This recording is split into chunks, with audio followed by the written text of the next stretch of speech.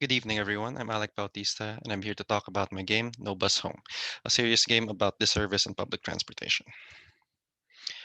So my topic is heavily involved with social justice. From Rawls' definition, social justice covers issues from public health, public education, public services, and equal opportunity. Games that tackle issues of social justice are not new. As an example, the Plug-in Studio from Chicago did a project called The Street Arcade to highlight issues faced by teens in the South Side. These issues covered topics such as white privilege, racial profiling, and peer pressure.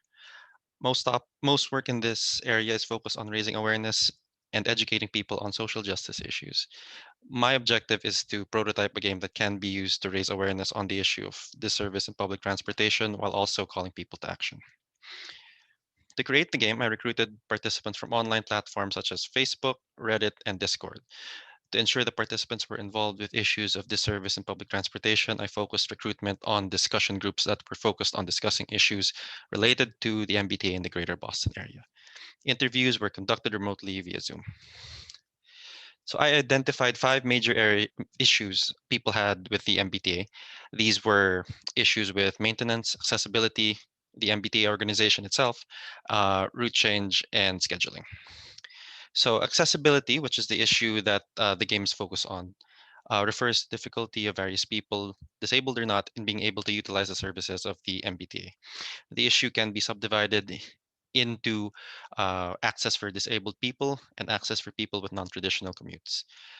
Commutes are considered non-traditional either due to the route itself or the time of the commute. Non-traditional routes are routes that do not take the commuter into the heart of the city, and traditional non-traditional times are commutes that take place outside of the quote unquote normal hours of 9 to 5. So the issue of accessibility was chosen as the topic since 7 out of 8 participants mentioned this as one of their concerns. In particular, accessibility for people with non-traditional commute times. Given the game's focus on accessibility for people with non-traditional commute times, the narrative of the game was focused on a particular story from one of the interviewees. They related the story about how during the height of the pandemic, the MBTA disregarded testimony by healthcare workers who needed public transportation to remain open late at night. The game has players take the role of a nurse who is forced to work nights at the local hospital, and it has them manage their limited resources in order to get to work. The game implements two main mechanics, character selection and resource management. The character selection was implemented to allow players to be more emotionally engaged with the game. This emotional engagement should make players empathize more with the plight of their character. So players are focused on managing three resources in the game: time, money, and energy. Time was something interviewees mentioned repeatedly when talking about accessibility. Money was added as a resource due to one of the interviewees mentioning how they would sometimes spend more money on an Uber or Lyft to shorten their commute home or work or to work. Energy represents the character's drive to work well. This was added to mirror the real life exhaustion of commuting every day. These resources are each given UI elements for the player to keep track of when making transportation choices. And each transportation choice has its pros and cons when relating to the resources. Uh, the most time efficient and energy efficient transportation option is taking an Uber or Lyft. However, this also happens to be the most expensive. Walking is the most cost efficient transportation choice, but also happens to be the most time consuming and energy consuming. Public transportation is the most balanced choice, but it is only available during the traditional hours, forcing the player to make the more time consuming choice of walking or the more expensive choice of taking an Uber or Lyft.